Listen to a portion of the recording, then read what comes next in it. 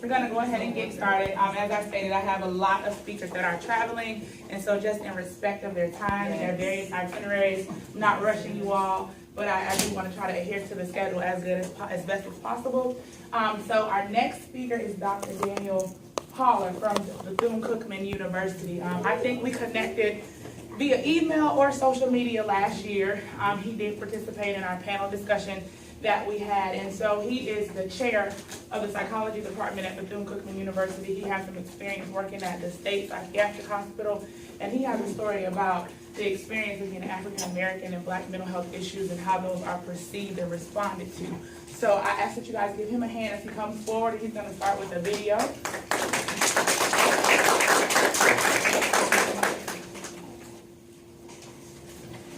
Just really quickly, just briefly tell you a little bit about my background. So I have a PhD in clinical psychology from Florida State University. I have worked at Florida State Psychiatric Hospital since I guess 2010 to 2016, doing forensic work. So working with people who have severe mental illness and who have committed felony crimes. Everything from felony battery charges, drug charges, to murder. And what I did was assess people for their competency to proceed legally, to go forward with their case due to their mental illness. Or what we did was evaluate people who were not guilty by reason of insanity, and we determined whether or not they were ready to be stepped down to a community setting. So I did that for a number of years. I also worked at the Dozier School for Boys. Everybody ever heard of Dozier School for Boys? They closed it down because of all the abuses that happened there in the past. But I worked with juvenile sex offenders for about 3 years. And also taught at Florida A&M University. And now I'm currently the chair of the psychology department at Bethune-Cookman University. I work in private practice. I'm an academician. I'm not a licensed person, but I do work and do subcontract work in the community.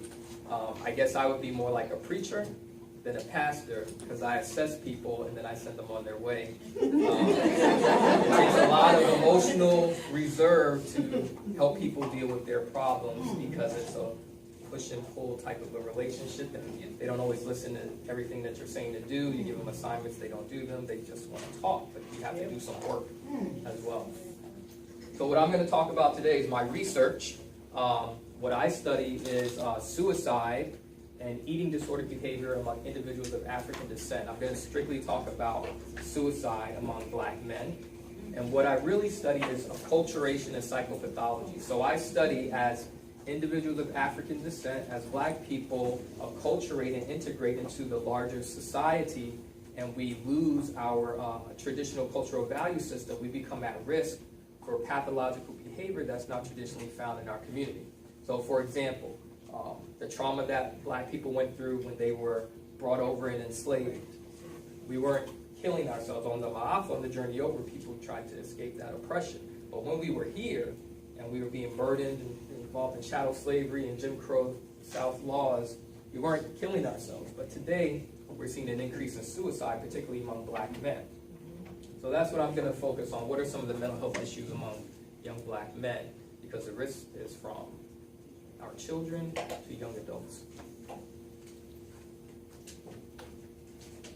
Okay, so mental health matters. So without mental health, we cannot be healthy. All right? So our mental health has to do with our mind, our bodies, and our emotions. We talk about psychology oftentimes from a Western standpoint, and it typically focuses on the mind and observable behavior. And we get the word psyche, comes from Greek and Latin, that means the mind.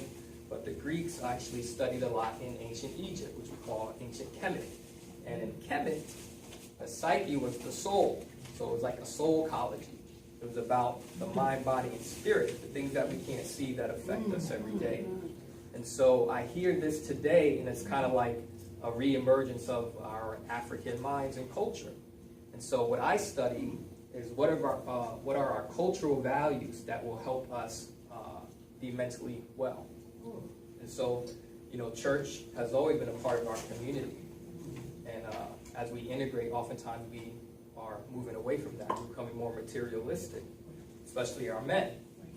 And so it's important that we learn to integrate our spirituality back into our everyday life, because that's who we are as a people. That's who we've always been. So mental health matters. The prevalence of mental illness. So African Americans are statistically no different than any other group as far as mental illness goes. So we see here we have Native Americans, they're pretty high. We have blacks, Hispanics, and whites, and Asians are the lowest. But statistically, there's no difference in the prevalence of mental illness, the different kinds of illnesses that we experience.